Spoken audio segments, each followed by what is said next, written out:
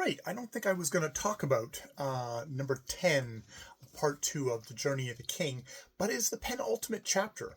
And it's a chapter where the fellow that speaks talks about having been paddled down a river on a kind of a humble bark by the hunter god Tarn. And basically how, that there's the city of the pomp and splendor boats, there's the city, the boats of the splendor of, like, the amazement of the cities and stuff like that. And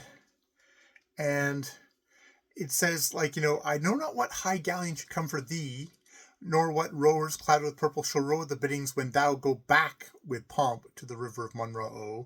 But Tarn, for me, Tarn waits with the sea of west to break over the edge of the world. And as the years pass over me, and the love of the chase sinks low, and the glamour of the dark woods and mossy places dies down in my soul, ever louder and louder lap the ripples against the canoe birch bark, where, holding his twin blade oar, Tarn waits.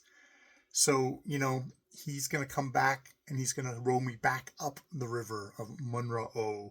So it's that's the way of things. You ebb, you fade, and you end up you get rowed back up the river. So as a penultimate chapter, it's interesting. It's just like we're into old age. We've kind of passed through a lot of different stages of life, I would think I note in this book. So it's going to be interesting because we have one last chapter, chapter 11, where Ulf will spake, the prophet who in Sistremes lives in a temple anciently dedicated to the gods.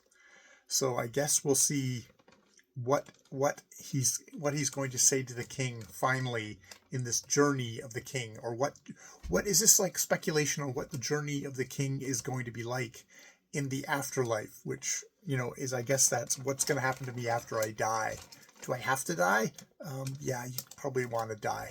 That has been the answer to that question. So it's like, well, if you're going to die, are you going to get rowed back up the river of Whn Ah D in a golden bark of pomp and splendor?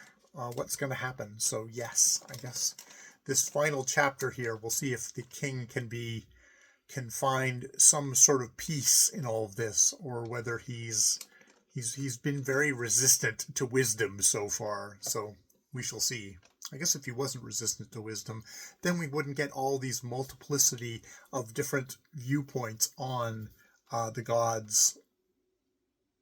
How what's our place in this world? More videos later.